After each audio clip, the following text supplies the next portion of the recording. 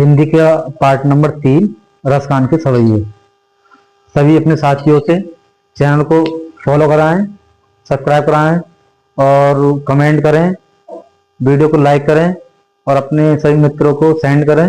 और यही बताएं कि हमें इस वीडियो में क्या समस्या आ रही है, किस तरह की समस्या आ रही है या क्या चाहते हैं। आप ये भी कर सकते हैं कि आपको क्या पहला पढ़ना है हिंदी में, तो वो भी बता सकते हैं। मैथ में क्या पहला पढ़ना, कौन सी अध्याय आपको हार्ड लगती है, उसका रिवीजन कर सकते हैं।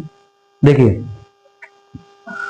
धूल भरी अतीत शोभित श्यामजू तैसी बनी सुंदर, फिर सुंदर चोटी खेलत खात फिरे अंगना, पग पैंजनी बाजती पीरी कछोटी, बा छवि को रसखानी बिलोकत बारत काम कला निधि कोटी, काग के भाग बड़े सजनी हरी हाथ तो ले गया माखन रोटी।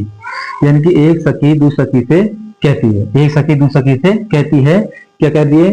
धूरी होता है मिट्टी में खेलते, भरे हुए, मिट्टी में भरे हुए, अति माने बहुत, श्याम जी माने श्री कृष्ण, सुतल माने सुंदर, तैसी माने जैसी, वनी सिर सुंदर चोटी, उससे भी सुंदर क्या बनी? सिर की चोटी। क्या करें? एक सखी दूसरी सखी से कहती है कि श्री कृष्ण धूल भरी मिट्टी में बहुत ही सुंदर लग रहे हैं, अर्थात धूल मिट्टी में खेलते हुए श्री कृष्ण बहुत ही सुंदर लग रहे हैं। उससे भी सुंदर क्या लग रही है? उनकी सिर की चोटी। यानी कि श्री कृष्ण एक सखी दूसरी सखी से कह रही है कि श्री कृष्ण धूल भरी मिट्टी में खेलते हुए बहुत ही सुंदर लग रहे हैं, उससे भी सुंदर क्या लगे? इनकी सिर की चोटी। खेलत खात फिरे अंगना, यानी कि रोटी खाते हुए, छोटे छोटे बच्चे खाना खाते हुए रोटी टोड़ा देते हैं और घूमते रहते हैं ना, तो उस तरीके खेलत खात फिरे अंगना, यानी कि रोटी खाते हुए अपने आंगन में घूम रहे हैं। क्या? रोटी खाते हुए अपने आंगन में घूम रहे हैं। पग पैंजनी बाजती पीरी कचोटी, पग माने होता है पैर, पंजनी माने होते हैं पंसूरे, या बोल सकते हैं आपके घुंघरू टाइप के जो होते हैं। पग माने पैरों में, बजती पीरी कचोटी, यानी कि रोटी खाते हुए अपने आंगन में घूम रहे हैं, पैरों में घुंघरू बज रहे हैं उनके, ठीक है। और पीले रंग का उन्होंने कच्छा पहन रखा, पीरी कचोटी में होता है कच्छा, पीले रंग का कच्छा पहन रखा। बा छवि को माने उस छवि को देखकर, बिलोकत माने होगा देखकर, यानी कि वह छवि उस रूप को देखकर रसखान जी कहते हैं, बिलोकत माने देखते हैं, बारत काम कला निधि कोटि, यानी कि श्री कृष्ण की उस छवि को देखकर, ये रोटी खाते हुए धूल में मिट्टी सने हुए उस छवि को देखकर ऐसा लग रहा है कि जैसे कामदेव अपनी करोड़ों कलाएं नौछावर कर रहे हो, अर्थात अपनी करोड़ों कलाएं दिखा रहे हो। कह रहे हैं उस छवि को देखकर रसखान जी कहते हैं कि ऐसा लगता है कि कामदेव अपनी करोड़ों कलाएं कर रहे हो।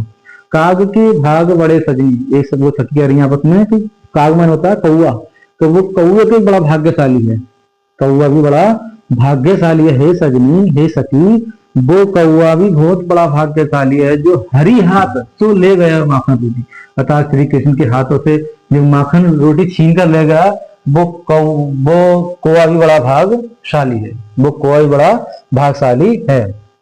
ठीक है, कह रहे हैं एक सखी दूसरी कह रही है कि धूल में भरे हुए श्री कृष्ण बहुत ही सुंदर, या धूल भरी मिट्टी में खेलते हुए श्री कृष्ण बहुत ही सुंदर लग रहे हैं, उससे भी सुंदर क्या लग रही है? उनकी चोटी लग रही है। रोटी खाते हुए अपने आंगन में घूम रहे हैं, टहल रहे हैं, मौज मस्ती ले रहे हैं, है ना।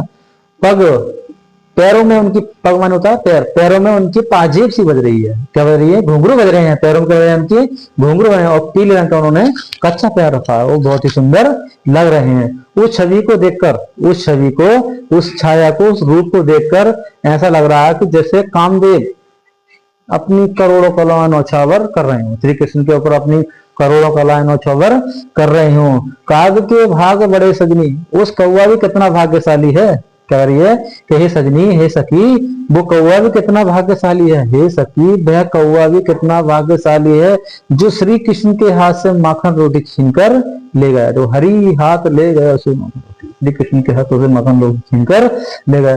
इस पूरे जो सवैये में क्या है?